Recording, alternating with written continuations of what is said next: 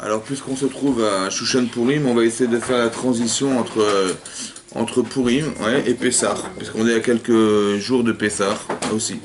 Alors, d'expliquer la différence. Alors, il faut savoir que sur le calendrier, en fait, dans le calendrier, si vous voulez, la sortie d'Égypte, pour nous, c'est le démarrage du clan d'Israël. Ça veut dire qu'on était esclaves pendant des années en Égypte, hein, pendant des centaines d'années en Égypte.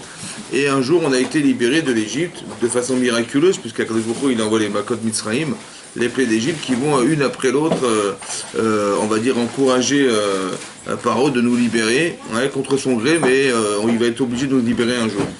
Et qu'est-ce qui va se passer? Et à la suite de cette libération, on nous promet de rentrer en Israël, mais on nous fait faire un détour. Ouais, ce détour, en fait, on va passer par le désert, et c'est dans le désert qu'on va accepter la Torah. Je vous dis un peu la description. Après, on reçoit la Torah. Avant de recevoir la Torah, malheureusement, on fait le veau d'or.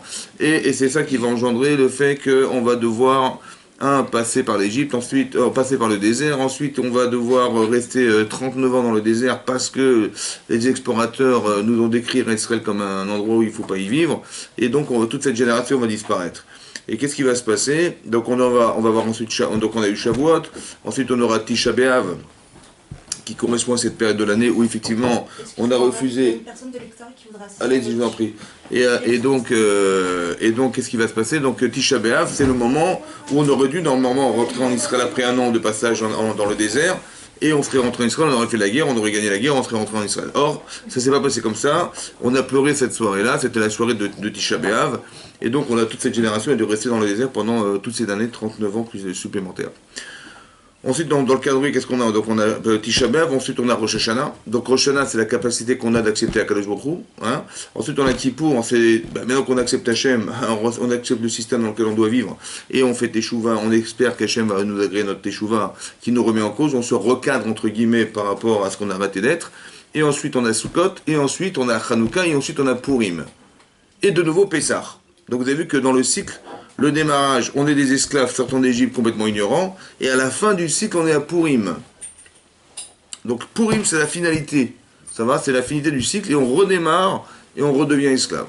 Maintenant, il y a un palier entre les deux. Ça veut dire que, bizarrement, on retourne dans un nouveau cycle, comme si on devait sortir d'Égypte tout en sachant qu'on a fait Purim il y a un mois, vous comprenez? Et il y a ce cycle permanent de remise en question. On redémarre à zéro. On repart tout de rien, on repart de rien, on redevient les esclaves sortant d'Égypte avec le patrimoine du passé. Donc on a les acquis du passé, mais on recommence tout à zéro. On se remet tout en cause. Et on redémarre, et on est l'esclave, et on reprend sur soi d'accepter Hachem d'une autre façon. Mais ce qui m'intéresse, c'est de faire ce lien. Vous avez compris ce qui est marqué dans la Megillat Esther, aussi en rapport à Shavuot, c'est marqué Kimu ve Kiblu ha-Yehudim. À Purim, il est marqué Kimu. Ils ont réalisé, ve Kiblu, ils ont accepté. Normalement, on aurait dû dire, c'est ça que le Chazal relève, d'abord tu acceptes, et après tu prends sur soi, et après tu réalises ce que tu as accepté de faire, n'est-ce pas? C'est qu'on est Mekabel, on prend, et après on est Mekayem. Et c'est marqué avec Kimu ve Kiblu. C'est marqué l'inverse. On a été réalisé, Mekabel. Maintenant, on peut pas réaliser ce qu'on n'a pas encore accepté.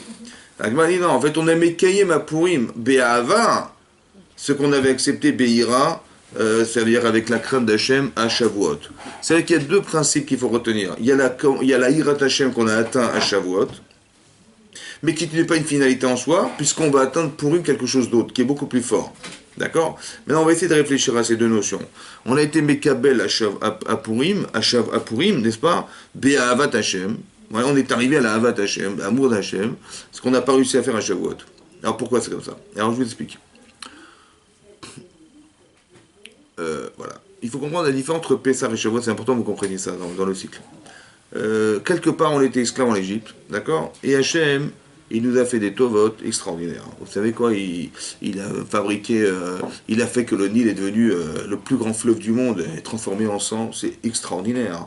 On ne peut pas renier le fait que Moshe Rabbeinu, il fait appel à Akadosh Baruch Hu et il lui demande, Hachem lui dit, tu vas transformer ce Nil en sang, il devient du sang. C'est du sang. C'est comme si la Seine est du sang. Mais c'est le Nil, c'est 1000 fois plus grand que. Ensuite, les grenouilles, elles envahissent l'Égypte. Ensuite, les poux, dans toute l'Égypte. Et nous, ça ne nous touche pas, hein, etc. Les bêtes féroces, toutes les makot Mitzrayim, ça les touche. La lèpre, elle les touche, elle ne nous touche pas. C'est-à-dire, on passe à travers les gouttes. C'est incroyable. Et donc, qu'est-ce qui se passe? En fait, on voit de façon extraordinaire, ce qui est impossible physiquement, ce qui va se passer à Pessah. D'accord? Maintenant, imaginez-vous, vous êtes des Hébreux de l'époque. Ça va? Ça veut dire que on est des esclaves, d'accord, de père en fils. Ça fait 210 ans que l'esclave, et nos parents, ils sont nés, ils sont morts esclaves, nos grands-parents, ils sont nés, ils sont morts esclaves, nos arrière-grands-parents, ils sont nés, ils sont morts esclaves. Voilà, c'est ça, on est des esclaves depuis toutes les générations qui nous précèdent. Et tout à coup, Hachem nous sort de là. Il nous sauve avec des macotes extraordinaires, on ne peut pas renier que c'est lui, c'est pas possible. Toutes les macotes, toutes les fées d'Égypte, elles sont fantastiques. Donc, quelque part, Hachem se révèle à nous, on est contente, on sort d'Égypte, d'accord? On arrive devant la mer Rouge, tout à coup, on est bloqué entre la mer, le désert et les Égyptiens. Veissou Enehem, ils ont levé les yeux, ils ont vu les Égyptiens arriver, ils ont eu tellement peur de ce qui leur arrivait, tout le monde a eu très peur, ils ont crié vers Hachem, sauve-nous, la mer va s'ouvrir, on rentre dans la mer, tout à coup, on court dans ce couloir-là qui est dans la mer, et les Égyptiens nous courent derrière, on va tous disparaître parce qu'ils nous pourchassent et ils vont nous rattraper évidemment, et tout à coup, tout se renverse contre eux, la mer se retourne contre eux, ils ont été noyés, et on a fait la chira. Ça va? Bon, comment vous vous sentez là? Ça va? On est bien ou pas? Bon, après, Hachem vient, il nous dit, dites-moi si vous voulez la Torah ou pas? Tu la veux? Oui. Très bien, tu la veux? Bon, est-ce qu'on a le choix de refuser? Est-ce que dire Hachem, écoute, on verra demain? On peut ou pas? Non. On est obligé d'accepter. Quand on est obligé, on aime ou on n'aime pas? On n'aime pas. Est-ce qu'on peut aimer Hachem parce qu'il nous oblige? En fait, vous vous rendez compte que quelque part, quand on nous oblige à accepter quelque chose, même si c'est des tovatra, hein, c'est pour ton bien, on t'a sauvé la vie, hein, mais t'es contraint, t'es comme ça, t'es obligé. T'as pas le choix, t'as pas choisi. On t'a obligé à choisir. Le fait qu'Hachem se relève à nous, il nous oblige à croire en lui. À part ça, hein, sur le mont Sinaï, là-bas, on nous a dit la chose suivante. Vous savez, dorénavant, hein, le monde va résister grâce à vous. Ça veut dire que ce qu'Hachem avait promis à la création du monde, il y a marqué Bereshit bara Elokim et Hashem et Haaretz. Au commencement, Hachem crée le ciel et la terre. Mais Rachid explique que bizarrement, on a dit Bereshit. En fait, les Chazal d'expliquer qu'on n'aurait pas dû utiliser ce mot. En fait, on aurait dû dire Barishona. En hébreu, on dit Barishona. Au départ, ouais, ou Réché, ou Betrila, ou Berosh. Bereshit, c'est Bereshit. Alors en fait, c'est une allusion pour dire que ça rappelle le Réchit. C'est quel Réchit? C'est quoi le Réchit? Le Réchit, c'est Réchit d'Arco. Le prémisse de son chemin. Dans Michelet, c'est marqué, et c'est la Torah. Et c'est quoi Réchit? Réchit et boiteau. Les prémices de sa récolte, c'est le Klal Israël. Bereshit. C'est pour la Torah et pour le Klal Israël que Hachem a créé le monde. C'est-à-dire que tout ce que vous voyez autour de vous, toutes les actualités, toutes les informations, tout ce que vous voyez, c'est que dans l'intérêt que le Klal Israël existe et que dans l'intérêt de la Torah. Depuis la création du monde, c'est comme ça. C'est marqué Yom HaShishi Vayichulu Hashem Vaaretz. Le premier jour de la création du monde s'appelle Yom Rishon. Ouais. Et après Yom Sheni, Yom Shlishi. Et après Yom HaShishi. Rachid dit pourquoi Yom HaShishi? Pourquoi le sixième jour, le sixième? Il dit Hé, c'est les 5 livres de la Torah. Shishi, c'est le 6 Sivan. Hachem, il a conditionné la création du monde en disant si le 6 Sivan, l'Église Israël accepte la Torah sur Mont Sinaï, alors on continue. Sinon, il refuse la Torah, alors le monde est choser les tovavou. C'est-à-dire que le monde retournera tohu comme il a été au départ. Imaginez, on vous dit, vous savez, demain, si vous voulez que le monde continue à vivre, il faut que vous acceptiez la Torah. Il faut que vous fassiez les mitzvot. Il faut que vous étudiez la Torah. C'est ça. Sinon, le monde, il retourne au tohu. Waouh. Ça veut dire qu'on est dans la crainte. Vous avez compris, on est dans la peur. On nous fait peur. En nous disant, mais écoute, maintenant, les clés, je te remets les clés. Voilà, c'est toi le capitaine du bateau. Si tu étudies la Torah, super. Si tu fais pas les mitzvot, tout est choser tohu. Ça, ces conditions-là, explique le Maharal, ça peut créer que de la crainte d'Hachem. On ne peut pas aimer Hachem par la crainte d'Hachem, c'est impossible. Donc ce qu'on a été Mekabel à Shavuot, c'est quelque chose qui est de l'ordre de accepte les conditions qu'on t'impose. Ça va? Hachem, il s'impose à nous. Parce que quand il fait des miracles pareils, il dit voilà, je suis là, j'existe. Tu ne peux pas renier. Avant, tu pouvais hésiter, tu pouvais choisir. Là, tu ne peux plus choisir. C'est sûr que c'est lui. Donc on ne peut pas choisir. Et dès l'instant où on ne peut pas choisir, on est dans la contrainte d'accepter, on est dans une forme de contrainte. C'est ça que le Midrash, la Gemara dans Shabbat Afiret a dit, Hachem il a mis la montagne au-dessus de la tête du Bnei Israël en leur disant, si vous acceptez la Torah, c'est bon, sinon Moutaf, sinon Hachem Tikvoratrem, ça serait votre tombeau. En fait, vous comprenez que l'image, c'est, évidemment, il a pris une montagne, mais quelque part, l'image, c'est de dire que on n'a pas le choix, c'est comme ça va, il faut que le monde continue à vivre, si vous acceptez les conditions, c'est comme ça, si vous n'acceptez pas, on est contraint d'accepter la loi. Et donc, on est contraint d'accepter les conditions que Hachem nous implique en acceptant la Torah. Ça crée de la Yirat Shamayim. C'est ça, Shavuot. C'est-à-dire que d'un côté, c'est fantastique parce qu'on se dit, bah, tu te rends compte, le monde existe grâce à nous, c'est extraordinaire. C'est-à-dire que vous avez le mérite, qu'en faisant les mitzvot, bah, tout ça, ça fonctionne, c'est votre mérite à vous, hein, c'est ça. Et d'un autre côté, on est obligé d'accepter parce qu'on n'a pas le choix. Ça va? Ça, c'est les Yirat Shamayim. Purim, c'est différent. Purim, c'est différent. Et tout à coup, on va voir, il y a une autre façon de voir Hachem après le Matan Torah. Il y a une autre façon de décrypter la réalité après le Matan Torah. Il y a marqué Kimou et Kibla Yodim, ils ont accepté Be'ava. Comment on arrive à aimer Hachem? C'est ça qui est important de voir. Comment ça se passe? D'abord, il faut savoir une chose. Là-bas, il y a marqué dans la Megillat Esther, Vekaru Yeme Aele Purim. On a appelé ces jours Purim. Il y avait 2 jours en fait, le 14 et le 15 Adar. C'est Purim. Al-Shem Apur, au nom du tirage au sort qu'a fait Haman. Vous savez, Haman, on était au mois de Nissan. On est au mois de Nissan. Il a dit, je vais tirer des mois et des jours. Donc, il avait mis 12 numéros d'un côté et 30 de l'autre. 2 boîtes. Et donc, il a tiré les mois et il a tiré le jour. Il a tiré le 12 et le 13. Tirage au sort, le sort. Et il a dit que ce sort-là, c'est le hasard. Par hasard, il a dit que ce hasard, il va être déterminant de la destruction Chazvé Shalom du clan Israël. Il a tiré le 12e mois et il a tiré le 13e jour. Dans 12 mois, on était au mois de Nissan, juste avant Pessah. Dans 12 mois, et le 13e jour de ce mois, je détruirai Chazvé Shalom le clan Israël. Et donc il a été voir Achashverosh, il a dit, écoutez, voilà, je vous donne 10 000 pièces d'argent et pour payer les gens qui allaient envoyer l'information dans toutes les 127 provinces. 127 provinces, c'était Méodou Veatkouch, de l'Inde à l'Afrique. Vous imaginez le territoire que ça représente? De l'Inde à l'Afrique. Voilà, c'était les 127, c'est la moitié du monde. Voilà. De l'Inde à l'Afrique, Méodou Veatkouch. Il a dit, on va placarder partout, que le 13 Adar, on va tous mourir. Ça va? Maintenant, il a envoyé ça. Donc on appelle cette fête Purim, Al-Shemapour. Purim, au nom du tirage au sort. Le tirage au sort, il avait tiré 2 numéros. Maintenant, Purim, Al-Shemapour, c'est bizarre. On aurait dû appeler cette fête Pour, au nom du Pour. Le pour, ça veut dire le tirage au sort. Pourquoi on l'appelait Purim? Mais non, pour. Il fallait appeler cette fête pour au nom du pour. Pourquoi Purim? À part ça, hein, dans la Megillat Esther, quand vous lisez toute la Megillah, bon, il a tiré au sort. Est-ce qu'on appelle une fête au nom de quelque chose qui est secondaire dans l'histoire? Ben non, parce que Sukkot, ça correspond à la Souka. Je sais pas moi, Kippour, c'est Yom HaKappara, c'est le jour de la Kappara, ça correspond. Ensuite, on va voir, je sais pas moi, Hanouka, Hanou Bekafé, ça correspond. Ensuite, on a Pessah, parce que Pessah, Hachem, il a sauté au-dessus des maisons pour nous épargner. Donc la fête, elle est représentée par le nom qu'on lui donne. L'essentiel de la fête se trouve dans le nom.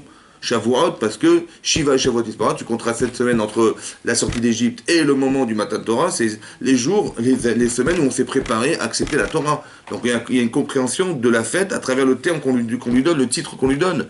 Mais ici de dire Purim, Purim il est tiré au sort, qu'est-ce que ça a à voir avec la fête? Il fallait appeler autrement la fête de Purim, il fallait appeler, je sais pas moi, Yeshua Tachem, je sais pas comment on l'a appelé, mais on va pas appeler au nom d'un détail, d'un tirage au sort de Haman pendant cette période des 9 ans. C'est quoi ici? Alors, ouais, on voit qu'on appelle le sort, le pour c'est le hasard. Le hasard. Donc en fait, toute la fête de Purim, c'est de comprendre, de décrypter le hasard. Ça veut dire comment se conjugue le hasard avec nos vies. C'est vrai que vous allez vous rendre compte dans vos vies que par hasard, il s'est passé des événements qui ont changé nos vies. Mais par hasard. Ouais. Ben on dit, on a eu de la chance. On n'a pas eu de chance. C'est comme ça qu'on traite en général, on dit, ah, t'as eu du pot, t'as rencontré celui-là, t'as fait ça, on t'a téléphoné pour ça, t'as eu de la chance. Ouais, ou t'as pas eu de peau, voilà, c'est arrivé ça, t'as pas eu de chance. En fait, nous, on traduit pas comme ça. Il n'y a pas de chance et de malchance. Ouais. C'est pas ton mazal en disant ton destin, il est comme ça, que ce que tu veux faire, c'est comme ça, c'est ton destin. Non. Nous, on pense qu'il y a une intervention divine. C'est vrai que le hasard n'est que la pensée, la réflexion d'Hachem. Ça va? Ça change tout. Hein. Pourri au nom du pour, ça veut dire qu'il y a 2 lectures du hasard. Il y a celle que Haman il avait, du hasard, et la nôtre du hasard. C'est pas la même. Purim, c'est un pluriel. Que quand il a tiré au sort, il croyait que derrière, c'était le destin du clan Israël qui était engagé. En fait, c'est l'inverse qui va se passer.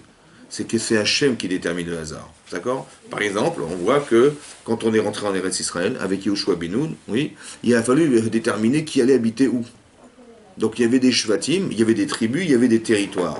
Il fallait découper la terre d'Israël en territoires et que chaque tribu allait vivre dans un des territoires.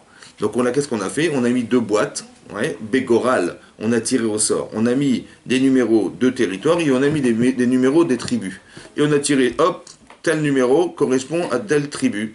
On a tiré un territoire, telle tribu. Donc vous, la tribu d'un tel numéro, vous allez habiter à tel endroit. On a tiré au sort. On prétend, le Goral, dans la Torah, c'est marqué dans la Torah, que le tirage au sort, en fait, c'est déterminé que finalement, le sort, c'est le choix d'Hachem. J'ai tiré au sort par hasard, c'est ce que Hachem y voulait. Comme par exemple, il y avait deux animaux qu'on apportait à Kippour. Hein, il y a un Sir Lachem et Sir Lazazel. Il y avait deux corbanotes, un qui était jeté du haut d'une montagne et l'autre un des boucs qui devait être sacrifié pour expier toutes les fautes du clan Israël. Ils étaient identiques, exactement la même taille, la même couleur de poil, tout pareil. Lequel tu vas choisir? Alors on va tirer au sort. Ça veut dire que l'enseignement du sort, c'est d'expliquer que toute sa vie, il faut faire des choix. Toute votre vie, il faut faire des choix.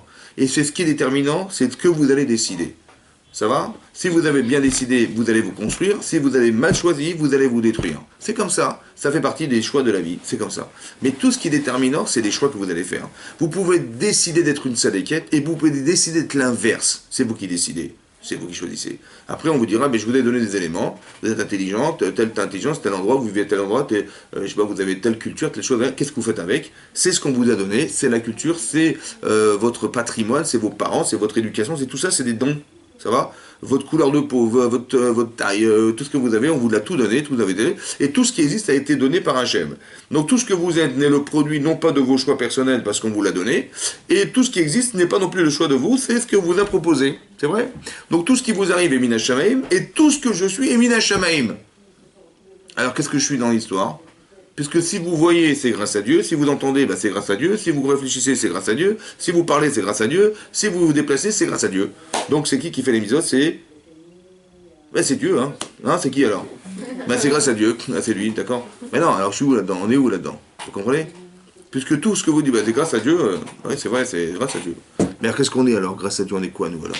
Vous comprenez? Puisque tout ce que vous voyez, c'est lui qui l'a créé. Et tout ce que je suis, c'est lui qui m'a donné. Alors qu'est-ce qu'on est? On n'est que le choix de faire de soi quelque chose. On vous a donné quelque chose, vous avez une conscience, qu'est-ce que vous faites avec? Qu'est-ce que vous faites de vous? C'est ça qui compte. Alors j'ai décidé de faire de moi quelque chose. C'est que ça qui nous reste, le choix. Et des fois dans la vie, on n'a pas le choix. Vous avez compris? Ça veut dire que des fois dans la vie, vous devez construire vos vies parce que c'est vous qui décidez. C'est vos choix qui sont déterminants. Tu vas au Gan Eden, tu l'as choisi, ok. Tu vas au Gan Eden, tu as choisi, ok, il n'y a pas de problème. Tu fais ce que tu veux. Tu choisis. On t'a donné la liberté de faire de toi ce que tu veux. Mais non, il y a des moments dans la vie où on ne peut pas choisir. Et quand on ne peut pas choisir, alors on fait appel à Hachem. Ça va? C'est ça le Goral. Donc ça veut dire qu'il y a aussi un tirage au sort dans la Torah. Il y a aussi une situation où je ne peux plus rien faire et je fais appel à Hachem. Par exemple, vous allez voir que Eliezer, qui était le serviteur d'Abraham, un jour Abraham il vient voir Eliezer et il dit il faut trouver une femme pour mon fils Yitzhak. Imaginez-vous, on vous propose, je sais pas, Abraham il vient me voir et dit tiens voilà, ça vous dérange pas, vous allez trouver une fille pour mon fils. Abraham Avinu, votre fils. Son fils c'est Yitzhak. Hein. Ça veut dire que c'est un des piliers du cas Israël. Hein. Ça veut dire que si vous trouvez la fille qu'il faut, waouh, vous avez un mérite de malade. Et puis en plus Abraham il vous a fait cavote quand même, il vous a respecté quand il vous a dit je te fais confiance. Toi t'es psychanalyste, je sais pas moi, t'es une grande psychanalyste, t'es une grande psychologue. Tu sais, qu'est-ce qu'on fait en général? On fait des fiches, remplissez des fiches, on va voir la fille la plus adaptée à vrai qu'avec Yitzhak Avinu. C'est ça la mitzvah, c'est ça la mitzvah. On fait des fiches. Il a fait des fiches? Non. Il n'a pas fait de fiches, il a pris Hachem direct. C'est bizarre, non?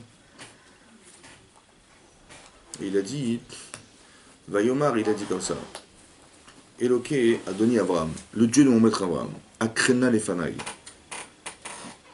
Présente-toi vers moi. Akrena Lefanai, ça veut dire présente-toi par hasard. Mikré en hébreu, c'est le hasard. Oui.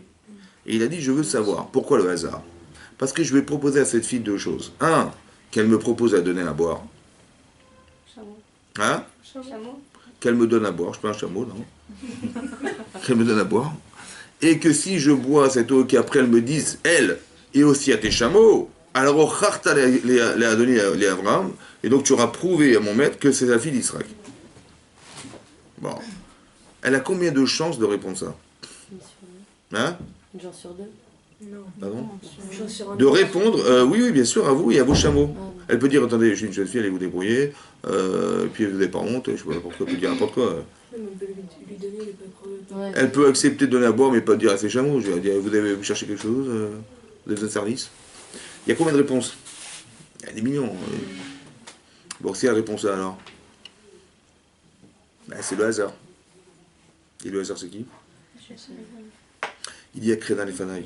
Ça veut dire que, vous savez, de dire c'est moi qui vais trouver la fille, c'est quasiment impossible. Et c'est même dangereux parce que si je me trompe, vous imaginez la catastrophe. Donc est-ce que je prends le risque?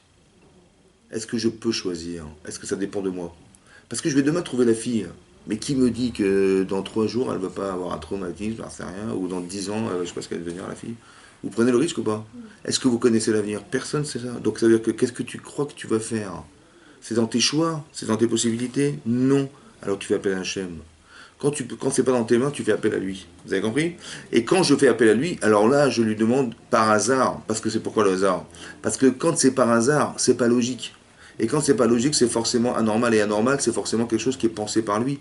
Parce que quand c'est normal, il fait demain le soleil se lève à l'est, se couche à l'est, ça fait des milliers, des centaines d'années que c'est comme ça, et ça va rien changer. C'est pas demain que je vais voir Hachem dans ce niveau-là. Mais par contre, quand c'est pas normal, la probabilité est faible. Alors là, je dis tiens, c'est pas normal, c'est un message divin.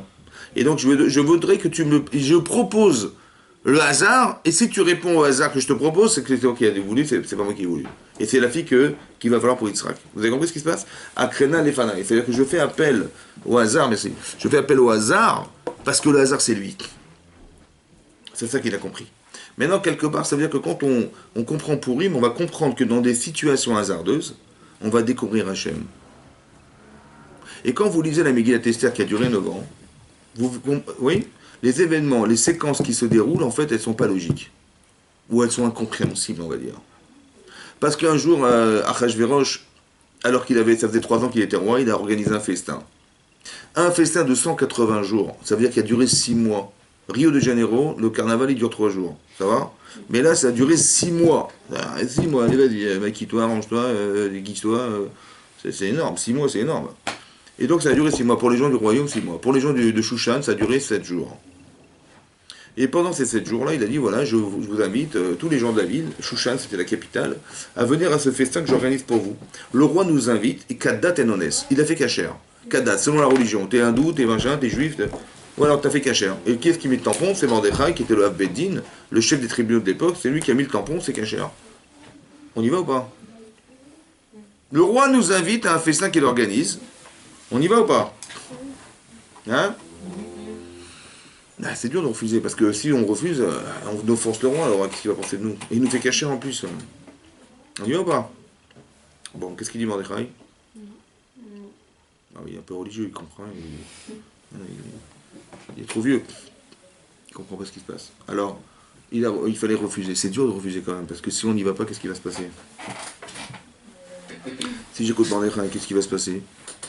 Bah, le roi, il va... Hein? Bah, le roi, il va pas être content. Hein. Déjà, sa femme, elle n'est pas venue se présenter, et il a pendu en eau. Bon, vous avez compris? Donc, évidemment, que si on n'y va pas, il va se mettre en colère, et il va nous tuer tous. Bon, alors on va y aller. De toute façon, il a fait cacher, qu'est-ce qu'on perd d'y aller? Qu'est-ce qu'il a compris, Mordechai? Pourquoi il fallait pas y aller? Parce qu'il y avait la mixité, non? Bah, c'est caché, hein. La nourriture est cachée. Hein. Non, les hommes, les femmes, c'était... La nourriture est cachée, hein. Mais est-ce que l'esprit est caché? Hein? C'est parce que c'était... Il y avait pas la mixité. Il y avait beaucoup de problèmes. Il y avait la mixité, il y avait l'esprit. Ça veut dire que on vous dit, vous allez vous asseoir, vous allez vous allonger sur des sièges en or, vous allez boire un vin qui a votre âge, vous allez voir au sol le sol, il est marbré avec des pierres précieuses. Ça veut dire, écoutez les filles, il faut kiffer. Hein. La vie, ça se passe ici. Vous avez compris ou pas? Voilà, c'est ce qu'il a dit. C'est ça le message. Ça veut dire qu'on veut nous enfermer dans un système. Parce qu'on nous enferme dans le sens où il t'oblige à vivre, à passer là-bas. Et tu vas pas, à venir à son festin, tu vas pas refuser. Il t'oblige. Et tu vas jouir de quelque chose qui est interdit. C'est le pire, ça, vous comprenez? Et donc, c'est le pire. C'est pour ça que la Gemara a expliqué qu'on devait être exterminé à cause de ce problème-là. C'est énormissime. C'est-à-dire qu'il y avait il y avait une telle, comment on veut dire, il y a un tel esprit de jouissance qui nous enferme à être obligé d'y aller, qu'on ne pourra pas refuser, et donc on va être enfermé, et donc on va devoir s'assimiler, on va rentrer dans l'assimilation. Mordechai dit n'y allez pas, ça veut dire qu'on n'y allait pas. Mais si je comprends bien, si j'y vais, bah, je risque de m'assimiler, et si j'y vais pas, bah, je sais pas. Soit Hachem il va s'arranger pour qu'il accepte, soit on va mourir. Bah, c'est ça qui va se passer. Mais est-ce qu'on va s'engager à ce point? C'est ça l'enjeu, vous comprenez? C'était ça en fait pour Purim au départ. Et ils n'ont pas écouté. qu'est-ce que fait Hachem à la suite de ça? Il va organiser quelque chose de bizarre. Il va faire que Achashverosh, il va demander à sa femme de se présenter devant tout le monde. Bon, elle va refuser. Et ça, c'est un affront pour Achashverosh. Et Memouchan, ouais, qui était le 7e ministre dans la liste des ministres présentés devant Achashverosh, Kafatzberosh, lui il vient tout de suite dire écoutez, il y a un problème. Quel est le problème? Il dit bah écoutez, votre femme elle s'est pas présentée le jour du festin, d'accord? Et comme les gens ils lisent tous Paris Match et Gala, ils vont voir que la femme du roi ne s'est pas présentée devant le roi. Ils vont dire bah si déjà la reine ne se présente pas, mais nous avec notre mari, de quel droit je me permettrais de ne pas respecter, de respecter mon mari? Ça va? Et donc qu'est-ce qu'il a dit à Aman? Il a dit c'était Mouchan Aman, il a dit bah écoutez ça se fait pas. Elle va être un mauvais exemple pour toutes les femmes du royaume. Il faut la juger. Bon, finalement, il a dit, ils ont tous été d'accord, ils l'ont condamné. Ça va? Mais Memouchan, c'est Aman. Il s'appelle Memouchan, pourquoi? Parce que Mechin était pour un autre. C'est lui qui a préparé. Mechin en hébreu, ça veut dire préparer le châtiment qui va un jour nous accabler. Tout à coup, il rentre au pouvoir. Ça va bizarrement. Il est déjà au pouvoir, mais c'est lui qui va donner conseil. On va condamner Vashti, on va chercher une femme qui va remplacer la prochaine reine. La nouvelle reine, c'est qui la nouvelle reine? Alors, on cherche dans le royaume, et on rassemble toutes les belles filles du royaume, on les met dans des harems, et on les maquille pendant 6 mois. Moi, Shisha Rodashim Meshe Ben Amor, avec des huiles, et des parfums, et des machins, et des maquillages. Pendant 6 mois, elle se maquille, elle s'arrange, et le roi, il décide, tiens, toi ce soir, l'autre le matin, l'autre la tôt, c'est comme ça qu'il décide. C'était le harem. Qu'est-ce qui a été pris dans ce lot de femmes? Esther Amalka, qui était la femme de Mordechai. Ouais. Il y a marqué Esther Bat Dodo, la fille de son oncle, donc c'est sa cousine germaine. Il a marqué les Bat, il l'a prise pour les Bat, comme une fille adoptive. Mais la Gemara dit les Bat, les Baït. En fait, c'est sa maison. Ça veut dire qu'elle était sa femme. Il a épousé sa cousine germaine. Et donc, il a épousé, imaginez-vous, la femme de Mordechai, elle est prise là-bas dans le lot des femmes qui ont été prises pour être choisies par le roi. La femme du Kohen Gadol, la femme du Apétin, la femme des chiffres des tribunaux. C'est ça qui s'est passé. Qu'est-ce qu'il a été faire? Il a été voir Machala, mais qu'est-ce qu'elle devient? Et en fait, pourquoi il a été voir? Bah, évidemment, il a été voir sa femme, qu'est-ce qu'elle devient? C'est normal. Mais qu'est-ce qu'elle devient? Ça veut dire, hein, il dit surtout ne dis pas qui tu es et d'où tu viens. Parce qu'on sait que Esther Amalka, elle descendait de Shaoul Améler. D'accord? Vous allez comprendre pourquoi. Il ne fallait pas qu'elle dise qu'elle vient d'une lignée de royale. Parce que lui, il aurait pu l'apprendre sous prétexte qu'elle est fille un jour d'un roi. Et donc, il voulait que ce soit Mina Shamaim. Si elle devait être prise, c'est Mina Shamaim. Pas que tu provoques le fait qu'Achashverosh t'accepte dans le royaume. Donc, il fallait qu'elle dise rien du tout de ce qu'elle était. Impossible. Et donc, elle dit rien.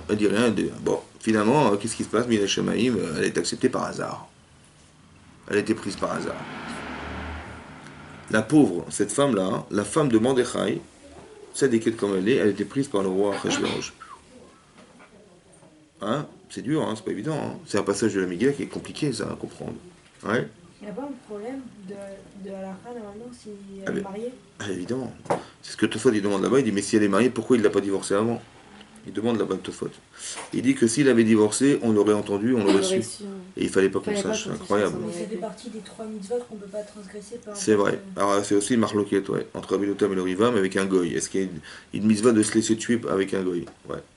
Après, bon, c'est une autre souillure, mais c'est vrai que c'est un grand problème. D'accord? Donc comment elle s'arranger avec lui? Et donc c'est marqué là-bas, regardez, ça c'est la situation que vit Mordechai et que vit Esther Amalka dans l'enceinte même de Purim. Maintenant, hein, qu'est-ce qui se passe? Après que Esther ait été nommée roi, alors Guidal, il a fait grandir Aman et Aman. Tout à coup, Aman, il prend du pouvoir. Un, on ne comprend pas pourquoi il a tué sa femme. Deux, qu'est-ce qu'elle fait Esther Amalka ici? 3, tout à coup, Aman, il prend du pouvoir. Et qu'est-ce qui se passe? Le roi a décrété que tout le monde devait se prosterner à Aman. Ça va? Tout le monde se prosterne devant lui, sauf un. Mordechai, lui, il voulait rien savoir, il voulait pas se prosterner. Et qu'est-ce que ça fait? Donc ça a entraîné, la colère, c'est une provocation. Il provoque Aman. Et en provoquant Aman, il prend un risque pour lui et un risque pour nous. Parce qu'en ne se prosternant pas, qu'est-ce qui va se passer? Aman, il va pas seulement décréter de le détruire, mais de nous détruire. Ah, Mordechai, c'est le peuple de Mordechai, c'est le peuple juif, il va décréter, il va aller voir Achashverosh, il va dire, écoutez, j'ai envie de détruire un peuple qui ne nous sert à rien dans le royaume, et je vous donne 10 000 pièces d'or, 10 000 pièces d'argent pour payer tous les informateurs, tous ceux qui vont aller, les Ginzé Ameler, tous ces gens qui vont aller informer les 127 provinces que je vais détruire. Il dit, il n'y a pas de problème, garde ton argent, tu peux y aller. Il a même donné sa bague pour valider tous les décrets qu'il avait fait contre nous. Je comprends rien. Qu'est-ce qui nous arrive? Tout à coup, on a été condamnés. Qu'est-ce que fait Mordechai? Il va voir sa femme. Il lui fait savoir, par Attar, il lui dit que tu sais, voilà, il y a un décret qui a été lancé, donc moi, qu'est-ce que j'ai fait? Il a porté sur lui des sacs et du FR et de la cendre en signe de deuil, parce qu'il est mort. Et il a fait, le sac va y faire du salarabim, donc on a distribué des sacs. Les gens se mettaient dans des sacs carrément avec de la cendre sur eux pour faire tchouva, quoi. Il a dit, et elle a dit, quand elle a vu ça, elle a su ça, elle a dit à Attar, mais va dire à Mordechai de retirer tout ça, que ça se fait pas, à Bédine, ça se fait pas. Et il a dit, non, il n'y a rien à faire, je vais le garder, mais sache que il faut que tu interviennes auprès du roi, voilà ce qui s'est passé, il faut que tu interviennes. Et il dit, mais ça fait un mois que je ne l'ai pas vu, et vous savez que quand on rentre pas à l'improviste chez le roi, et si on y rentre à l'improviste, on peut être condamné à mort. Ça fait déjà un mois que j'ai pas vu le roi, et je peux pas rentrer comme ça. Il dit, de toute façon, il n'y a rien à faire. Si tu vas pas toi, de toute façon, on va trouver la Revar Vatsala. C'est-à-dire qu'on va trouver une solution ailleurs. Pourquoi c'est toi qui dois y aller? Pourquoi c'est elle qui devait y aller? Pourquoi absolument elle devait aller? Pourquoi elle était, d'après elle, Mordechai, c'est elle qui devait aller voir le roi? C'est elle qui avait été choisie pour sauver l'Israël. Pourquoi c'est elle? C'est elle qui devait éliminer Aman. Pourquoi c'est elle? Vous savez pourquoi? Hein? Parce qu'elle descendait de Shaoul. Et alors? C'était pas pour réparer la faute. Ben oui, exactement, Chazak. Que Shaoul, en vérité, pourquoi il a été déchu roi? Parce que quand il a fait la guerre contre Amalek, Shaoul, qu'est-ce qu'il a fait? Donc il a fait la guerre contre Amalek et il a conservé les animaux. Les gens lui ont dit, les gens du peuple m'ont dit, on va pas tuer les animaux. Parce que, Amalek, c'est un rachat, on a fait la guerre contre Amalek, mais les animaux, on va les utiliser pour... on va récupérer ce butin, on va faire des corbanotes avec, des sacrifices, on va détruire ces animaux. Il a dit, ok, on garde les animaux. Et quand Shmuel Hanavi, il est venu, il a entendu les animaux, le bruit des animaux, il a dit, mais c'est quoi ces animaux? Il dit, ben on les a gardés, bon. Mais il dit, mais marqué Zecher Amalek, il faut détruire Zecher Amalek, le souvenir. Il ne faut pas qu'on puisse dire, mais c'est la vache d'Amalek, c'est le Hanlan d'Amalek, il ne faut pas, il faut aller tout détruire. Il dit, ah, t'as pas tout détruit, alors tu seras déchu. Hachem m'a dit, de dorénavant, tu ne seras plus le roi d'Israël, on va nommer un autre roi, c'était David. Et donc il a été déchu parce qu'il a raté l'occasion de détruire Amalek. Et Agag, qui faisait partie du peuple d'Amalek à l'époque, il s'est sauvé. Et Aman, on dit Ben Hamdata Agagi. Aman, il descendait de Agag. C'était un Amaleki. Ça va? Et donc, c'est qu'il devait finaliser l'erreur de Shaoul, de ne pas avoir détruit, c'était sa petite fille, qui était Esther Amalka. Il dit, c'est ton rôle à toi, madame. C'est toi qui dois faire ça. Et donc, il s'est passé pour ça qu'il a dit, écoute, si tu ne fais pas, bah, tu auras raté l'occasion, ton occasion unique de sauver ton grand-père qui avait pas finalisé cette mitzvah. Et qu'est-ce qui va se passer? Et donc, elle va accepter d'y aller. Donc, elle a dit, Tsumo alai, vous allez jeûner avec moi, et pour moi, 3 jours. Est-ce que le rôle d'une reine, c'est de jeûner? Elle a une intervention à faire. Pour essayer de sauver Israël, il fallait qu'elle soit en pleine forme, il fallait qu'elle sache argumenter, qu'elle trouve des moyens de nous sauver. C'est ça qu'il fallait faire. Pourquoi elle a jeûné 3 jours? Dit le Midrash Rabbah, elle était tellement fatiguée au bout de ces 3 jours, elle est arrivée comme une loque devant le roi, et on l'a soutenue à bout de bras pour qu'elle arrive à lui parler. C'est comme ça qu'on se présente devant le roi, c'est ça qu'il fallait faire. Hein?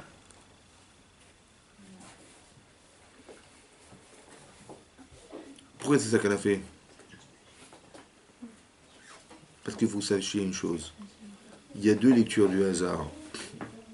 Soit tu crois qu'Achashverosh il est contre toi, soit tu crois qu'Aman il est contre toi. C'est vrai. Mais en vérité, tout ça c'est provoqué par Hachem. Il faut avoir compris qu'il y a une autre lecture du hasard. C'est de comprendre que tout ça c'est provoqué par Hachem par hasard. C'est Hachem qui est derrière tout ça. Donc en vérité, quand je m'adresse à Mordechai, quand je m'adresse à Achashverosh, je m'adresse à lui ou je m'adresse à Hachem? Ou Hachem il a utilisé Achashverosh ou Aman contre moi, mais je m'adresse à lui ou je m'adresse à Hachem? Quand il y a marqué Amelech dans la Megillat Esther, c'est Hachem. Ça veut dire qu'en vérité, elle travaille sur elle-même vis-à-vis d'Hachem, en espérant qu'Hachem va agréer sa prière, et que par ce biais-là, Achashverosh va accepter ce qu'elle va dire. Vous comprenez comment ça marche? C'est une autre façon de réfléchir la réalité. Pas que ce que tu vois est de la réalité. La réalité n'est que la conséquence de ce que Hachem a décidé. Donc quand tu es agressé par ce qui t'arrive, ça sert à rien de t'attaquer à ton agresseur. Il faut que tu comprennes que l'agressivité que lui, il a, elle vient de tes erreurs personnelles. Tu t'assimiles, tu donnes du pouvoir aux gens qui vont t'agresser. Tu es clair dans ta tête, il ne peut rien contre toi. Ça va? C'est-à-dire qu'on donne du pouvoir à notre agresseur en s'assimilant ou en respectant pas la Torah. Et donc en vérité, ça sert à rien de le taper lui, parce que tu vas le taper lui, mais de toute façon, il y en aura d'autres. Parce que c'est toi le problème. Comme si que la réalité n'était que le miroir de ce qui t'avait manqué. C'est cette lecture du hasard que tu dois comprendre dans ta vie. Donc quand tu fais tes chouvas, tout à coup se transforme, la réalité, elle s'inverse. Un petit peu comme une chose incohérente. Hein. Esav, il arrive avec 400 hommes. Il va tuer Yaakov Avinu. Il y a deux façons de comprendre. Soit tu dis, il faut que je me défende contre Esav. Ouais, c'est comme ça, non? Ok? Il y a marqué Vayar Vayetserlo. Il a eu peur et il était inquiet. Yaakov Avinu. Il a eu peur de mourir. Mais il a eu peur de tuer. Il était inquiet de devoir tuer. Je dis, pourquoi il est inquiet de devoir tuer? Mais non, quelqu'un qui veut te tuer, tu te défends. Pourquoi il était inquiet de devoir tuer? Alors j'ai expliqué comme ça. Tu sais ce qu'il lui a dit? Quand tu voyais ça va arriver, Hachem, il lui a téléphoné, il lui a dit, mon vieux, tu es mort. Il y a quelque chose qui a dû faire une erreur dans ta vie, qui te condamne, qui remet ta vie en cause. C'est comme ça qu'il traduit le hasard. Qu'est-ce que fait Yaakov? Il s'est préparé, il a fait la guerre, il a dit, je prépare la guerre, je vais préparer, envoyer des cadeaux, et je prie Hachem. C'est vrai, c'est ça qu'il a fait. C'est quoi la guerre? Il a dit, ici ça attaque un camp, l'autre se sauvera. Vous avez compris? Il a fait la guerre? Pas du tout. C'est ça la guerre chez lui. Il n'est pas dans l'agressivité. Alors j'ai expliqué que c'est quoi qu'il a eu peur de mourir. Évidemment, il a peur de mourir parce qu'il a peur de savoir qu'il n'est pas en adéquation avec ce qu'il devrait être. C'est ça la peur de mourir. Et c'est quoi la peur de tuer? C'est de dire. C'est comme si que ce que tu voyais, c'est qu'on t'envoie un courrier. Le type, il a reçu un courrier, une mauvaise nouvelle. Il prend la lettre, il la déchire. Il dit, c'est une nouvelle, il déchire. Bon, il a déchiré la lettre, donc il n'a plus de problème. Ça sert à rien de te battre contre lui. C'est qu'un courrier qu'on t'envoie. Tu dis, mais il m'agresse, je vais me défendre. Je lui dis, il va te défendre, hein, mais c'est qu'un courrier, tu as déchiré la lettre. Ça. Ton problème, il est là. Bon, aujourd'hui, c'est lui, demain, ça sera un autre, c'est pareil. Le courrier, on va t'en renvoyer d'autres courriers, il n'y a pas de problème. Il a eu peur de croire que le problème, c'était Esav. Vous avez compris ce que ça veut dire? Il était inquiet de croire que le problème, c'est les autres. Non, le problème, c'est toi. Alors, qu'est-ce qu'il a fait? Il a fait tchouva. Il s'est battu contre l'ange d'Esav, etc. Il fait tchouva. Et cet ange lui dit, dorénavant, tu t'appelleras plus Yaakov, mais tu t'appelleras Israël. Pourquoi? Parce que Sarita im Elokim Anashim Vatuchal. Tu as lutté contre Hachem, le Yitzhara, et Anashim, les hommes, c'était Esav et Lavan, Vatuchal, tu as vaincu. Tu t'appelleras Israël. Ça veut dire que ce que vous comprenez, c'est ça qu'il faut comprendre. C'est que ce que je vois n'est que la résultante de la réflexion d'Hachem. C'est pas par hasard, tu dis, par hasard il est arrivé, par hasard il a vu 400 hommes, par hasard. Non, non. Tout ce qui t'arrive en vérité a été pensé par Hachem. Il faut que tu réfléchisses de cette manière dorénavant. Et que maintenant que tu dois être capable de comprendre à travers l'étude de la Torah, à quoi ça correspond, qu'est-ce que ça veut dire. Et à partir du moment où tu comprends, tu te remets en cause. Et quand tu te remets en cause, tout à coup, le matin, et ça arrive. Et qu'est-ce qu'il fait? Il embrasse Yaakov Avinu. Je n'ai pas compris. Il est venu, hier soir, c'était avec 400 hommes, il voulait me massacrer. Et le matin même, il m'embrasse, ces trucs. Je dis, oui, je lui envoie des cadeaux, c'est normal. Pour quel rapport? C'est parce que comme tu as changé, et que tu as compris finalement qui tu étais fondamentalement, alors il n'y a plus de place à l'agressivité, puisqu'il n'y a plus de place à la faute. Et bien, ça, il va t'embrasser. Ça veut dire que la réalité n'est que la résultante de la conception que je lui donne. Si toi, tu es clair dans ta tête, tu verras qu'on va t'aimer. Et si tu n'es pas clair dans ta tête, tu verras qu'il y a des gens qui vont t'agresser. Vous avez compris ça? Ça veut dire que le résultat de ce que je n'ai pas été, c'est l'agressivité extérieure. L'antisémitisme n'est qu'un rempart au fait de s'assimiler. Un type, il est marié avec une Goya, elle s'appelle Christine, il mange des écrevisses et du cochon tous les jours, et tout à coup, il est comme un goy, quoi. Vraiment, il vit comme un goy. Et un jour, il a un problème avec ses collègues, il dit, putain, c'est ça le juif, toi. Je sais pas compris, mais qu'est-ce que j'ai dessus? Je n'ai plus rien de juif. Vous avez compris ce qui se passe? Comme si que les gens à qui j'ai adulé, avec qui je veux ressembler, c'est eux qui vont me dire, t'as un problème. Mais je dis, il y a quelle logique là-dedans? C'est quoi? Il n'y a aucune logique là-dedans. Vous avez compris? C'est juste qu'Hachem, il a fait en sorte que, pour ne pas qu'on arrive à s'assimiler complètement, alors la personne que j'adule, elle va me dire, mais t'es un sale juif. Vous avez compris ce que je veux dire? C'est le dernier rempart qui me reste. C'est ça qu'il a choisi Hachem, par hasard. C'est-à-dire que même si on est 10 générations en France, on nous dira toujours qu'on est des juifs. Vous comprenez ce qui se passe? Mais pourquoi c'est comme ça? Parce qu'Hachem, il a fait exprès pour ne pas qu'on tombe dans l'assignation totale et radicale. Parce que au lieu de nous dire Baruch Haba, on attendait que ça, que vous assimiliez, et vous rentrez ensemble à l'église avec nous, on attendait que vous, c'est l'inverse qui va se passer. On veut pas de vous, vous savez, on veut pas de vous. Vous savez, mais c'est pas logique ça. Par hasard, c'est logique ça? Non, ça veut dire qu'Hachem, il a trouvé la seule manière qu'il avait fait, il a trouvé que on ne s'assimile pas, c'est de faire qu'on n'est pas aimé par ceux à qui on voudrait ressembler. Ça, c'est provocation d'Hachem. Donc tu peux lire comme ça, ou tu peux faire écrire un livre de philosophie sur l'antisémitisme sans vraiment fondamentalement comprendre que c'était ça le problème. Que le hasard va faire en sorte qu'on voudrait éviter que tu t'assimiles. Le hasard va faire en sorte que tu vas être agressé pour te rappeler qui tu es. On va faire en sorte que ta réussite, elle reflète ce que tu es aussi. Par hasard. Ça veut dire que ce qui va se passer, c'est ça. Et donc, qu'est-ce qui va se passer? Donc, toutes les séquences que vous allez voir dans la Megillat Esther ne sont que le reflet du hasard. C'est-à-dire que, tout à coup, Aman, il a décrété qu'on va tous s'est exterminés. On fait tous teshuva. On regrette d'avoir été au festin d'Achashverosh. On va jeûner ce qu'on avait mangé. Parce qu'on va jeûner 3 jours. Donc j'ai mangé cachère, mais l'esprit n'est pas cachère, et ça je veux m'en débarrasser. Je regrette d'avoir été cette fille, je regrette d'avoir été tout ça, je regrette. Et donc en fait je jeûne ce que j'ai consommé. Et comme je jeûne ce que je consomme, je ne me retrouve pas dans ce que j'étais, parce que j'ai plus envie d'être cette fille-là, j'ai plus envie. Alors tout à coup, Hachem il me voit autrement, il me voit comme je suis et pas comme j'étais. Qu'est-ce qui va se passer? Mordechai, il va voir que Haman, il va voir que Mordechai ne veut pas se prosterner, il va voir, donc il va nous exterminer. Mais Mordechai il tient tête, hein, ça va? Mais non, il a pris un risque quand même de nous mettre en danger. Est-ce qu'on a le droit de mettre en danger les autres? Là-bas, le Rav Dessler, il explique pourquoi il a fait ça. Il a fait ça parce que il fallait qu'il y en ait au moins un qui s'oppose. Pour qu'Hachem puisse s'appuyer sur lui pour nous sauver tous. Parce que si tout le monde dit, ouais, on fait Salam Alek, hein, et on fait, oui, excuse-nous, oui, bien sûr, on se prosterne, on fait des faillots. Ah, finalement, il dit, bon, ben, vous n'êtes pas sincère, il faut qu'on ait un qui résiste à tout ça quand même. Il fallait que Mordechai il résiste. Et c'est pour ça qu'il a fait exprès de provoquer. Vous savez, la Gemara dit que Haman, à l'époque, il était le serviteur de Mordechai, c'était son coiffeur. Il avait le contrat de vente, c'est un évêque, Haman, c'est son esclave. Il narguait, il faisait exprès de narguer, mais t'es mon esclave, je me prosterne à toi. Il faisait exprès de provoquer. Pourquoi? Et c'est ça qui l'énerve. Mais pourquoi il a fait ça?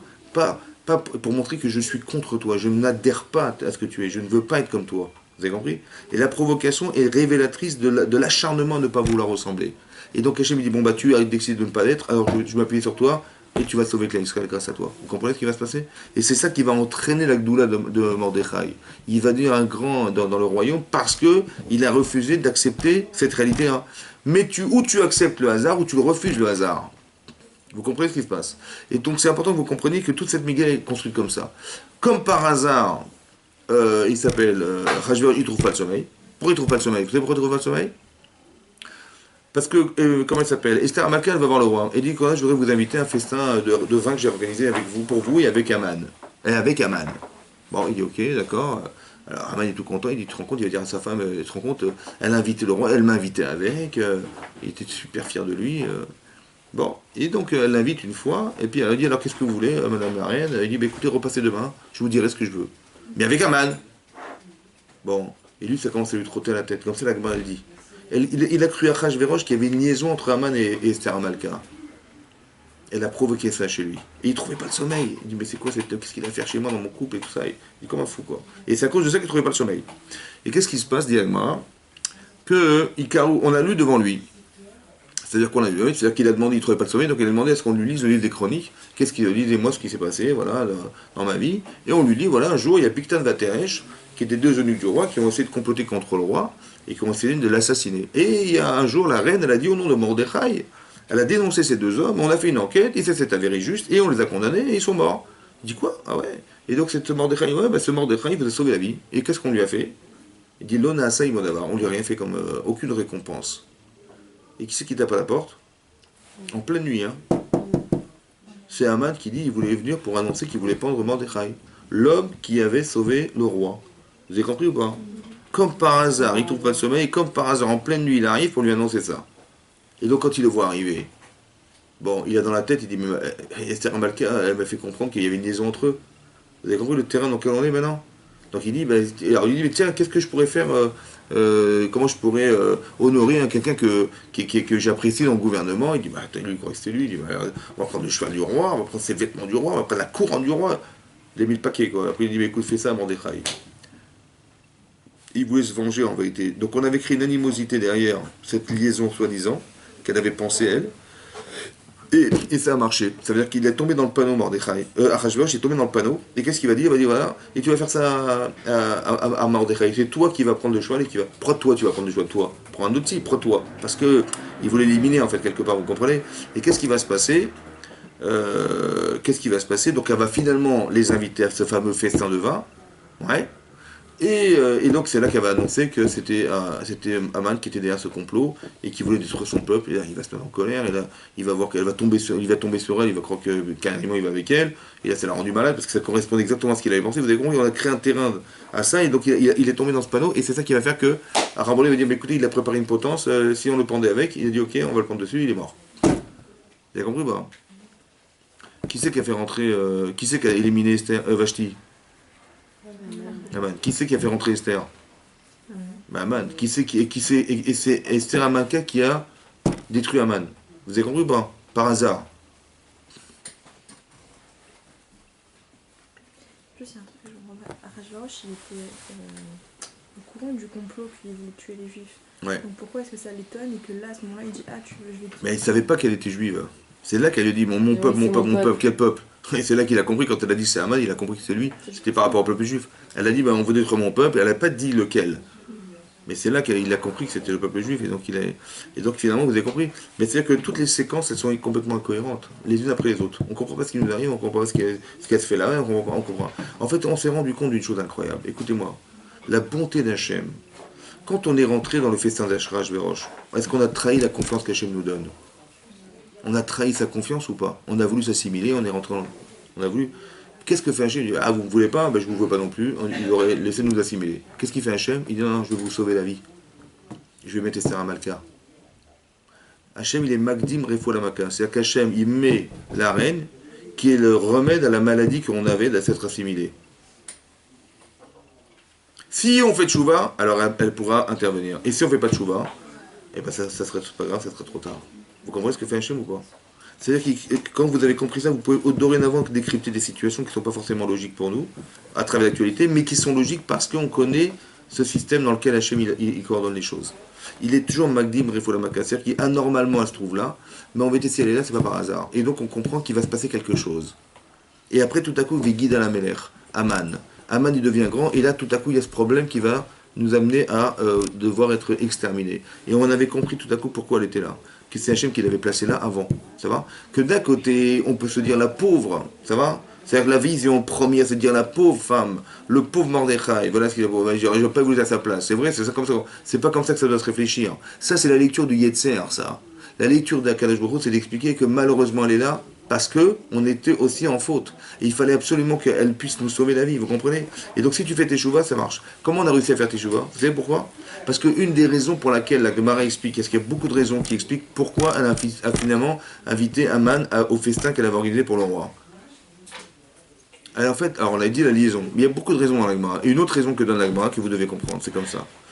Les gens, ils vont voir que placardé dans toutes les 127 provinces, qu'on va tous être exterminés. C'est ça qui est marqué. C'est vrai? Maintenant, de toute façon, il n'y a pas de problème, on a la reine. Bon, Hachem, elle est juive, elle va nous en sortir, on va être sauvés grâce à elle. C'est ce qu'elle a dit, Esther. Elle dit, mais même pas en rêve, je vais vous sauver. Parce que je ne peux pas vous sauver seul, je n'ai pas le mérite. Donc qu'est-ce qu'elle a fait? Vous savez ce qu'elle a fait? Elle a invité Aman. En invitant Aman, c'est comme si qu'elle avait Hitler. Hitler, il a décrété sur nous qu'on allait tous être exterminés dans les camps de concentration, et madame, elle invite Hitler à la maison pour boire du vin. Qu'est-ce qu'ils vont dire les gens? Ils disent, ouais, même elle est foutue, elle est rentrée dans le système, on ne peut pas compter sur elle. Elle a fait exprès d'inviter Aman pour qu'on n'ait pas confiance en elle. Et donc si on n'a pas confiance en elle, donc on n'a plus de recours, qu'est-ce qu'on va faire? On va faire teshuva, on va te prier Hachem. Il dit, maintenant vous avez prié Hachem, alors là j'ai du scout et là je pourrais intervenir. Mais jamais seul je pourrais le faire. Vous comprenez ce qu'elle a organisé? C'est une chachama de fou. Ça veut dire qu'elle a fait ça pour que justement nous, on puisse croire que c'est elle qui va nous sauver. Et en fait c'est impossible. Ouais, parce que dorénavant, elle est complètement acquise aux yeux de Achashverosh et d'Aman, et donc on ne peut plus compter sur elle. En fait, elle a fait ça, provoqué ça, pour qu'on ne compte pas sur elle. On peut compter que sur Hachem. Et là, on n'avait pas d'autre recours que de prier Hachem. Vous comprenez comment ça marche? Maintenant, la différence entre Pessah et Purim, c'est la suivante. À Pessah, Hachem, il se révèle à nous. Mais il nous oblige à croire en lui. On n'a pas le choix de renier qu'il existe. On est obligé de croire. C'est vrai ou pas? Et à Purim, il est où Hachem? Il est caché. Qui c'est qui va le voir? Eh bien, ça dépend de toi. Maintenant, en fait, Hachem est transparent. Mais est-ce que tu as décidé de comprendre que c'était lui? Et quand tu fais tes chouvas, tu as vu qu'il t'a écouté ou pas? Et tu as vu qu'il t'a sauvé la vie ou pas? Alors tu vas l'aimer parce qu'il t'a respecté. Il t'a respecté en te disant, vas-y, c'est toi qui choisis. Et tu as choisi de faire tes chouvas. Et tu as choisi de voir que, finalement, Vena Fochou. Tu as décidé de changer. Hachem, il a tout inversé. Que celui qui voulait te pendre, il était pendu. Que celui qui voulait te détruire, il était détruit lui-même. Vous avez compris ce qui se passe? C'est toi qui as décidé. Donc tu vas aimer Hachem, parce qu'on t'a laissé le choix de décider. On t'a donné la possibilité d'accepter ce qu'il t'a provoqué. Soit tu peux être haineuse contre lui, parce que ce qu'il fait, si Hachem existe, c'est normal qu'il ait fait une chose pareille, ou tu peux comprendre que derrière, ça a été provoqué. Il faut avoir cette capacité de recul et de se dire que tout ce qui nous arrive est pensé par Hachem. Tout ce que tu vois, c'est réfléchi. Mais si tu crois que c'est du hasard, c'est simplement le hasard qui est révélateur de la pensée d'Akadosh Baruch Hu. C'est tout ce que tu dois comprendre. Et à travers les événements que tu vis, tu traduis et tu décryptes un message divin. Et ce message-là, tu dois prendre sur toi. Et là, tu changes. Dans le bien comme dans le reste. Quand on dit Gam Zou les Tova, c'est quoi Gam? Gam Zou les Tova, c'est quoi Gam Zou les Tova? Aussi, ça, c'est pour le bien. Bah oui. Quand on dit Gagma de Brachot, elle dit on est Mevarer à la Ra'a, que Boshmachim à Tova. On doit bénir Hachem dans le mal comme dans le bien. Mais dans le mal, ça ne fait pas plaisir. Hein. Quand j'ai vu placarder dans le monde entier qu'on a été exterminé, je me fais Hachem, là, je dis Hachem, c'est qui nous a donné. Toi, Mevarech Roto, c'est quoi Mevarech? C'est de comprendre que ça, c'est pour le bien. Ça veut dire qu'il a utilisé Esav, il a utilisé Aman, les Tovatra. Parce que c'est grâce à lui que tu as fait tchouva. C'est grâce à lui que tu es devenu cette femme. Tu comprends? Sans lui, tu n'aurais pas pu. Ça va? Donc, on est Mevarech à la race, c'est que le chidouche gadol de la Megillat Esther, c'est de comprendre que le mal est utilisé pour le bien. Gam zou les tova. C'est quoi la tova? La tova, en hébreu, c'est quoi la tova? C'est le bien. Mais c'est pas le bon. Il y a le bon et le bien. C'est pas forcément bon, mais c'est bien. Par exemple, si tu fais des études, tu te casses la tête, c'est pas forcément bon, mais c'est bien. Parce que si tu n'as pas mal à la tête, ça veut dire que tu n'as pas forcément bien réfléchi, ou tu n'as pas assez réfléchi, ou tu n'es pas assez investi, et tu n'es pas sûr de réussir tes examens. Donc c'est pas forcément bon, mais c'est bien. Et si dorénavant, si j'ai pas mal à la tête, ou si je suis pas fatigué, je dirais peut-être que je n'ai pas assez fait. Ça va? Comme si que j'avais un objectif à atteindre, mais je savais l'intensité de travail qu'il fallait pour l'atteindre, et je dis, bon là, j'ai peut-être pas assez travaillé, vous avez compris? Et je vais me faire mal en fait, quelque part. Et j'ai dit, mais en vérité, je suis obligé, parce que si je veux réussir, il faut que je fasse des efforts. Mais c'est forcément, les efforts ne sont pas forcément bons, mais ils sont bien. Bien, ça veut dire que spirituellement, tu vas te sentir rassuré de savoir que tu vas réussir. Que tu verras que. C'est-à-dire, Gamzou les Tova, la Tova, c'est. Donc ça veut dire que, autrement dit, c'est-à-dire, ne regardez pas ce que vous vivez, parce que c'est pas forcément bon, c'est vrai, mais regardez ce que vous devenez qui est bien. Tu vois? Tu dis, mais non, dorénavant, je saurais que ce que je vis n'est pas forcément bon, c'est vrai. Mais c'est pourquoi? Parce que c'est forcément inadapté à ce que j'aurais espéré. C'est pour ça que ça ne fait pas plaisir. Mais c'est les Tovatra, c'est pour ton bien qu'on a fait. Que tu vas devenir une autre fille grâce à ça. Ta conception va changer. Comme tu t'appelais Yaakov, tu vas t'appeler dorénavant Israël. Parce que tu as lutté contre ce que tu as refusé. Et tu as convaincu ta personne de pouvoir adhérer à autre chose qui s'appelle Israël. C'est pas forcément bon, mais c'est bien. Ça va? Gamzou les Tova, Gamzou. Quand c'est bien et c'est bon, super. Mais quand c'est pas bon et c'est bien, aussi tu dis Mevarech Hashem parce que ça a été pensé pour que tu te modifies et tu deviennes une fille forte. Et que tu sois convaincu de ce que tu penses. C'est ça que ça veut dire. Gamzou les Tova. Que le mal n'existe pas. Vous comprenez? Le mal n'existe pas. Il n'est utilisé que pour arriver à faire évoluer la personne. Il n'y a pas de mal en fait. Que même ce qu'Aman il a décrété contre soi, ça va se retourner contre lui et un bienfait pour nous. Vous comprenez ce que je veux dire? Parce que même si le type il a une kamana, il va être contre Hachem et tout ce que vous voulez, Hachem il l'utilise contre lui et pour nous. C'est-à-dire qu'Hachem il a un logiciel spécial, il n'est jamais contredit par ce qui va se passer. Que toutes les décisions, si elles vont dans le sens de ce que Hachem espère, ça va se passer comme ça. Et même si c'est contre lui, ça va se passer contre moi et pour lui.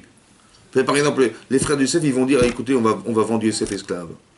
Esclave, c'est-à-dire que tous ces rêves, ils vont disparaître. Il est rêvé, on va se prosterner, même pas en rêve, tu rêves. On va te rendre esclave, mon vieux. Ça va? Donc c'est contre Hachem, parce que c'était un projet divin derrière. Hachem, il va l'envoyer, les Midianim, les machins, hein, Ishmaélim, il va se retrouver en Égypte. Il va être en Égypte. Hachem, il s'arrange, vous comprenez pas? C'est-à-dire qu'on ne peut pas détourner, on ne peut pas s'arranger avec Hachem, ça ne sert à rien. Et donc, même si un type, quelqu'un, il va aller contre lui, ça ne va jamais être contre lui. Il va s'arranger à ce que tout ce qu'on a pensé contre lui, on va être des vecteurs de Tova, sans s'en rendre compte. Ça va que ça veut dire. Cette lecture-là, c'est la lecture de Purim. C'est comme ça qu'on est arrivé à la Hachem. Il y a deux lectures dans la sort. Il y a la lecture de Haman et la nôtre. Purim Hachem à pour. Vous avez compris pourquoi c'était essentiel que cette fête elle s'appelle Purim? Parce que c'est à la lecture de ce que tu vas comprendre que tu vas voir. Et que tu vas voir quoi? Tu vas voir aussi ce qui est marqué dans la Gemara Psachim. La Gemara Psachim d'Afnoun a dit là-bas. Bayom Haou, un jour, le Mashiach il va se révéler. Bayom Haou, il y a Hachem Echad ou Shemo Echad. Hachem Echad ou Shemo Echad. Hachem est un, ouais, unique, et son nom sera unique. La Gemara demande et dit mais quoi, aujourd'hui il n'est pas unique. Son nom, c'est quoi unique son nom? C'est que Hachem il est Echad là où il se trouve, et son nom, c'est ce que tu vas voir, il va être Echad. Tu diras Hachem il est unique, c'est juste ce qu'il a fait. La Gemara dit non, parce qu'aujourd'hui on vit des choses qui sont anormales, qui sont injustes. Elle est où Hachem? Vous avez compris? Je dis, je ne comprends pas ce qui se passe. Il y a des choses qui sont contraires à la moralité, contraires à ce que j'aurais imaginé d'Hachem. Si c'est lui qui a provoqué ça, c'est pas normal. Ça va? On te dit ça, bah Yom on t'expliquera. On t'expliquera. Ça veut dire quoi? Exactement comme la Megillat Esther. Quand il a placardé dans le monde entier, on allait mourir. Qu'est-ce qu'on a dit? Il est où Hachem? Ça va? Et là, tu as compris? C'est-à-dire que dans les 9 années de la Megillat Esther, on nous a résumé ce qu'un jour on nous expliquera à la fin des temps. À la fin des temps, on nous expliquera que tout ce qu'avait fait Hachem, c'était les Tovah. Vous avez compris? Bayom Haou, ce jour-là, tu diras, ok, j'avais pas compris, je suis Mahamine, j'ai pas compris, mais je me laisse le droit que Hachem, il m'explique un jour. Et Bayom Haou, ce jour-là, on t'expliquera que Hachem Echad ou Shmo Echad, que tout ce qu'il avait fait, c'était pour ton bien, pour le tien et pour celui de l'humanité entière. Que tout ce que tu as vu comme étant un mal en soi, que tu as traduit les mal en mal, en vérité, tu vas comprendre que ces gens-là, ils ont vécu un bien. Et c'est Bayom Haou que tu le comprendras un jour, à la mesure de ce que tu as compris à Purim. C'est ça. C'est pour ça que le Midrash, dans Yakut Shimoni, il explique que toutes les fêtes à la fin des temps disparaîtront. Mais il restera Purim. Vous savez pourquoi il restera Purim? Parce que c'est comme ça que vous vivrez les choses. À la lecture de la Torah, tu étudies la Torah pour comprendre des mécanismes d'Hachem. Et quand tu les comprends, tu comprends derrière caché des choses que tu ne comprendras pas forcément si tu n'avais pas étudié la Torah. Tu vas t'arrêter sur une réalité qui en fait est fausse. C'est la lecture du Yetzer, ça. Mais quand tu comprends à travers l'étude de la Torah, tu as des lunettes qui te permettent de voir autrement. Que finalement le hasard est réfléchi, que derrière tout ça, il y a quelqu'un qui pense et qui me permet d'accéder à autre chose de ma vie. Ça va? Le Yetzer va dire, Raya, ce que tu vis, rien, t'es foutu, t'es machin, alors qu'en vérité, au fond, c'est l'inverse. Vous comprenez ou pas? Et quand tu as du Yetzer Hara dorénavant, tu comprendras que c'est parce que tu es proche de quelque chose de très très vrai, de très fort, que le Yetzer Hara s'acharne contre toi. Parce que ce que tu vas atteindre à Purim, c'est la Havat Hashem. Donc tu penses bien que l'Yetzer Hara, il va essayer de t'éclater en te faisant croire que c'est fini. Vous comprenez ou pas? C'est ça que ça veut dire. Et c'est exactement l'inverse, à la proportionnelle inversée. C'est-à-dire que plus on s'agresse, qu'on nous agresse, et plus on est proche d'un but, qui est d'avoir une émouna très forte. On devrait être heureuse de voir qu'on a du Yetzer, et pas malheureuse de croire qu'on en a. Parce que tout à coup, l'Yetzer Hara, il s'acharne là. Pourquoi il s'acharne? Parce que lui, il sait que tu es proche d'un but. Il sait que tu es proche d'un but. Donc il s'acharne pour te faire croire que tu es foutu. Et c'est en vérité parce que lui, il veut s'acharner contre nous, que je sais dorénavant, grâce à lui, que c'est l'inverse qui se passe. C'est que je suis proche d'atteindre un but, et ben je vais refuser. Et je vais dire non, je ne vais pas accepter ce que tu penses, et je vais faire l'inverse. Vous comprenez ce que je veux dire? Et je vais réussir. Comme Yaakov Avinu, il a vu son frère arriver, et il dit, mais tu vois, t'es mort, c'est terminé, tu peux faire ton testament, c'est terminé. Et c'est exactement l'inverse qui va se passer. Et j'ai compris grâce à Yaakov que c'est l'inverse qui se passe. Que plus tu es proche d'un but fort, réel, que lui sait, plus il va s'acharner pour pas que tu l'atteignes. Pourquoi? Parce que si tu l'atteins, c'est lui qui meurt. C'est pour ça qu'il s'acharne. Vous comprenez pas? Bon, vous êtes en train de faire la prière. Ça va, vous faites la prière? Bon. Et ben dans la Mida, qu'est-ce qui se passe dans la tête? Ben on commence à acheter le iftar, et après tout à coup, attends, cet après-midi, il y a un examen.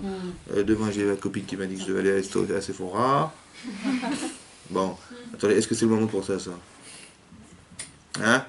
Non, est-ce que c'est le moment? Non, ça se fait pas en prix. Et est-ce que j'avais envie de penser à ça? Ben non, ça se fait pas. Et Dieu, je parle à Kadosh Baruch Hu, ça se fait pas. Donc j'avais ni envie ni c'est le moment. C'est vrai ou pas?